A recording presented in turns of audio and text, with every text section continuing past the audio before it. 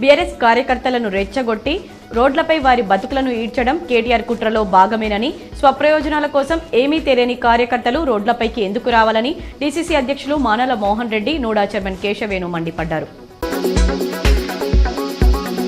Thalassemia బాధితుల కోసం విద్యుత్ ఉద్యోగులు రక్తదానం నిర్వహించడం ఎంతో అభినందనీయమని ట్రాన్స్కో ఎస్సీ రవీందర్ అన్నారు. ప్రతి ఒక్కరూ రక్తదానం చేసి ఆపదలో ఉన్న నిండు ప్రాణాలను కాపాడాలని ఆయన కోరారు.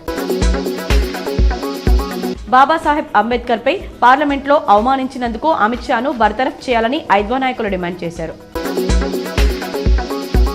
తెలంగాణ శాసనసభలో తీవ్ర గందరగోళం నెలకొంది. ఫార్ములా ఈ రేసుపై ఏసీబీ కేసు నమోదు చేయడాన్ని నిరసిస్తూ బీఆర్ఎస్ ఎమ్మెల్యేలు చర్చకు పట్టుబట్టారు.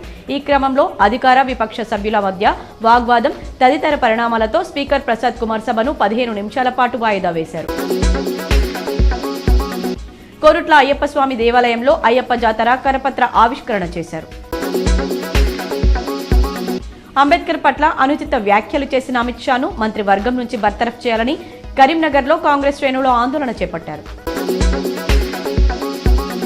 ప్రెస్ క్లబ్లో సపోజ్ క్రిస్మస్ వేడుకలు ఘనంగా నిర్వహించారు. శాంతి, ప్రేమ, సౌభ్రాతృత్వం, సహనమనే గొప్ప లక్షణాలు ఎప్పటికీ ఆచరణీయమన్నారు. ఫార్ములా ఈ కార్ రేస్ కేసుకు సంబంధించి తెలంగాణ ఏసీబీకి ఎన్ఫోర్స్మెంట్ డైరెక్టరేట్ అధికారులు లేఖ రాశారు. కేటీఆర్ పై నమోదైన కేసు వివరాలను ఇవ్వాలని ఏసీబీని ఈడీ కోరింది.